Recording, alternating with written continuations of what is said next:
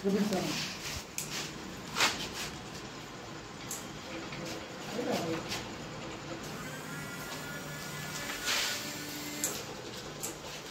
Fire of ஆகி தான் முடிச்சிருங்க.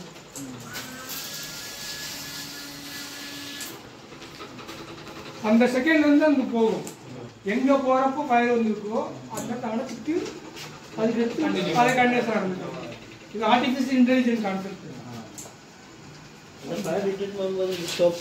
ஆமாம், ஸ்டாப் ஆச்சு பார்க்கலையா நீங்கள்? எடுத்து பார்த்து நீங்கள் ஸ்டாப் ஆச்சு பாரு, எல்லாமே ஸ்டாப் ஆச்சு இல்லை. அதுதான் கான்செப்டே. அது அப்போ எப்படி போயிட்டு இருக்கோம். இது அந்த மாதிரி நடந்தாலும் போயிட்டு இருக்கோம். எத்தனை தடவை பண்றது? இந்த செகண்ட் ஸ்பீட் அதே மாதிரி பெரிய ரூமா விட்டுருக்குங்க. அப்போ கரெக்டாக இருக்கும் உங்களுக்கு. ரீசெட் பண்ணணும்னா இங்கே ஒரு பட்டன் இருக்கு. நிப்பாட்டணும்னா அதாவது இந்த பொசிஷனில் தான் நிப்பாட்டணும். இதெல்லாம் வயர் திட்டிக்கிறோம். இந்த பொசிஷனில் தான் நிப்பாட்டணும். ஆமாம், அப்படி இல்லைன்னா நீங்கள் இந்த மாதிரி வயரை கழட்டி விட்டு இதை மாதிரி மேனுவலாக பொட்டன்ட் பண்ணி அங்கே வைக்கணும். மனசிலாயா? இந்த மாதிரி வயர் வந்து இந்த அளவுக்கு ஃப்ரீயாக இருக்கும். அப்போ தான் கரெக்டாக இருக்கும். நீங்கள் வைக்கிறப்ப இப்படி சுற்றி இந்த பக்கம் வச்சுட்டுன்னு வச்சுக்கோ, ஆல்ரெடி வயர் டைட் ஆகிடும். அடுத்து மாடி வைக்கிறப்ப ஒர்க்காக அது ஒன்று மட்டும் நீங்கள் மெயினாக பார்த்துக்கலாம். சரி, வீடியோ எடுத்து எக்ஸ்பிளைன் பண்ணுறேன். இதுதானே ஸ்டாப் பட்டன். இங்கே இருக்கு பாரு, இந்த ரீஸ்டார்ட் பட்டன், இந்த கருப்பு பட்டன். வீடியோ எடுத்து நான் எக்ஸ்பிளைன் பண்ணுறேன். இது வந்து ஃபயர் ஃபைட்டிங் ஏஜிவி. இது battery 12 volt 7 ampere lead acid rechargeable battery. Once you are recharging 40 minutes it will run. After that you got recharge it by using outside battery shop or anything. Then this battery wire connected to the control unit. This is the control unit, microcontroller unit. The battery wire is coming here. First of all coming here only.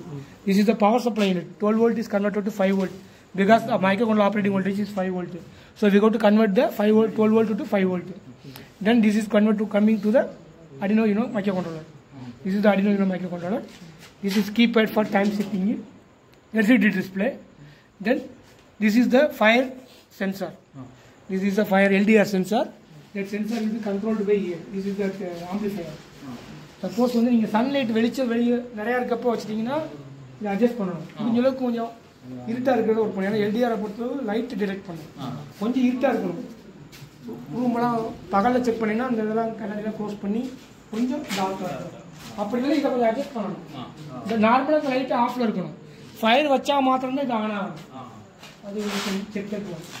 This is the amplifier. Then this is the relays. Forward, reverse, left, right, clockwise, anti-clockwise, pump. Total 7 relays. Forward, reverse, left, right, clockwise, anti-clockwise, then pump. Then DC motor. Here using the 3 DC motor. 12 volt, 90 watt, 60 RPM, permanent DC warm gear motor. Inside having the warm gear. That will be torque will be there. Then sparking mechanism 1:3. Here 1:3. Here 1:6, 1:6. Then 8-inch rubber wheel, 3-inch nylon roller wheel. Then bearing here, bearing is there. Here and here, everything. Shaft all are having 15 mm bearing, 6202 ball bearing. Shaft all are 15 mm diameter. Then this is the spray nozzle. This is the PUPG. The frame all are made up of mild steel frame. So this is the firefighting mild steel alloy frame. So this is the firefighting AGV. One industry having the route will be there means it will automatically going the route and it will be checking the fire and it will be there. If anything fire is happen on the path, automatically it will be stopped and automatically artificial intelligence it will be working the program and it will be spray the water and will switch off that fire. Then only it will be cooling the same spot only. So that's the artificial intelligence based programming is cited here. The program we will give. Okay.